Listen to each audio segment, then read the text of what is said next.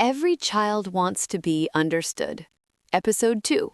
Behavior is a child's hidden language. When adults want to communicate something important, we usually rely on language. We explain our needs, describe our feelings, and clarify our intentions through words. If we feel overwhelmed, we say we need a break. If we feel hurt, we explain why. Language gives adults a powerful tool for navigating emotional experiences. Children, however, do not yet possess that same tool. Their emotional vocabulary is still developing. Their brains are still learning how to recognize, organize, and regulate feelings. As a result, the communication system they rely on most is not words, it is behavior. Every reaction, every outburst, every moment of withdrawal can be understood as a message emerging from the child's inner world. When we look closely, we begin to see that behavior is rarely random. Instead, it reflects an attempt, sometimes clumsy, sometimes intense, to express something that the child cannot yet fully explain. For parents, this realization changes everything. Instead of asking how to eliminate difficult behavior as quickly as possible, we begin to ask a deeper question. What is this child trying to communicate right now? Understanding this hidden language is one of the most important skills a parent can develop. Behavior as emotional communication. In early development, children experience emotions long before they can describe them. A toddler can feel frustration, jealousy, excitement, fear, and disappointment, but may not yet have the language to label those experiences. When emotions arise without the tools to explain them, behavior fills the gap. A child who pushes a sibling may not simply be being aggressive. A child who refuses to follow instructions may not simply be being difficult. A child who collapses into tears over a small problem may not simply be overreacting. Each reaction often represents a deeper emotional process. Behavior becomes the bridge between internal feelings and external expression. Parents who learn to interpret this bridge gain access to the emotional story unfolding beneath the surface. Tantrums, the nervous system in distress. Tantrums are among the most misunderstood behaviors in childhood. To adults, they may appear dramatic or manipulative, yet neuroscience paints a very different picture. When a young child experiences intense frustration or disappointment, their developing brain struggles to maintain emotional balance. The prefrontal cortex, the region responsible for reasoning, impulse control, and emotional regulation, is still immature. This means children cannot always calm themselves once powerful emotions are triggered. When the emotional system becomes overloaded, the brain shifts into a survival response. Logical thinking temporarily shuts down, and the emotional brain takes control. This is why reasoning with a child during a tantrum rarely works. In that moment, the child is not choosing chaos. The child is losing access to self-regulation. The meltdown is essentially the nervous system signaling, I am overwhelmed and cannot organize my feelings. What children need most in these moments is not punishment or lectures. What helps them recover is the presence of a calm, regulated adult who provides emotional stability. Over time, these experiences teach the child's brain how to move from emotional chaos back toward calm. Withdrawal, when children turn inward. While some children express distress loudly, others communicate through withdrawal. A child may suddenly stop talking, retreat to their room, avoid eye contact, or respond with short, closed answers. To adults, this silence may feel confusing or frustrating, but quiet withdrawal often reflects an internal emotional process. Children tend to withdraw when they feel misunderstood, embarrassed, or emotionally unsafe. Silence becomes a protective strategy. Instead of saying something that might lead to criticism or punishment, the child chooses not to say anything at all.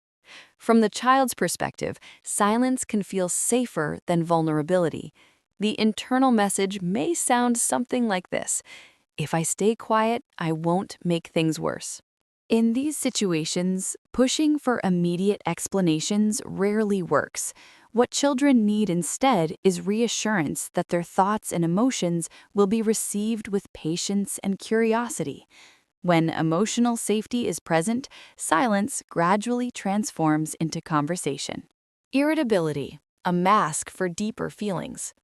Another behavior that frequently confuses parents is irritability. A child may snap, complain constantly, or react with anger over small inconveniences.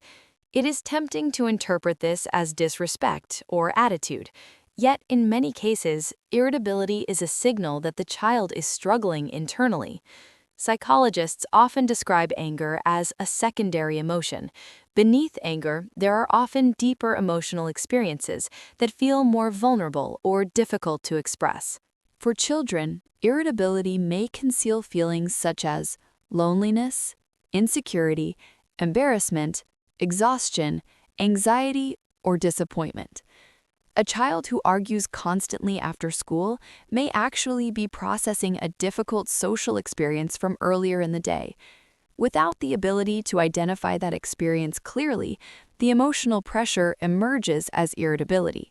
When parents respond only to the anger itself, the deeper need remains unaddressed.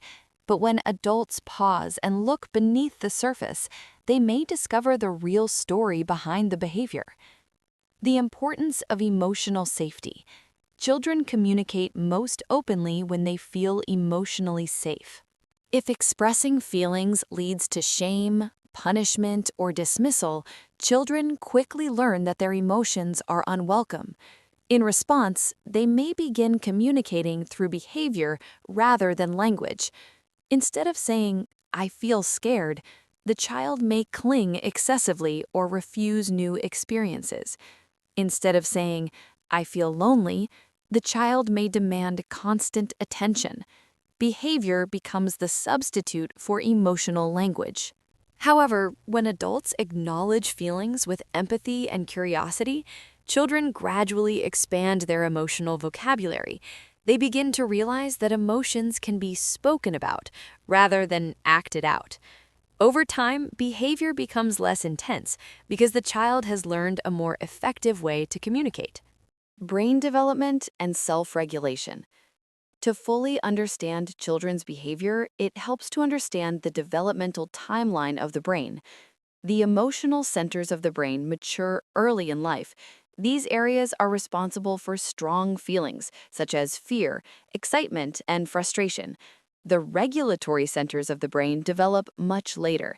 The prefrontal cortex, responsible for impulse control, planning, and emotional regulation, continues developing into early adulthood. This means children often feel emotions more intensely than adults, while having fewer internal tools to manage those emotions. Because of this imbalance, children rely heavily on co-regulation from caregivers. Co-regulation occurs when a calm adult helps stabilize a child's emotional state. Through thousands of interactions over the years, children gradually internalize these regulatory skills. What begins as external support eventually becomes internal self-control. A shift in perspective for parents. When behavior is seen purely as something to eliminate, parenting can become a constant battle.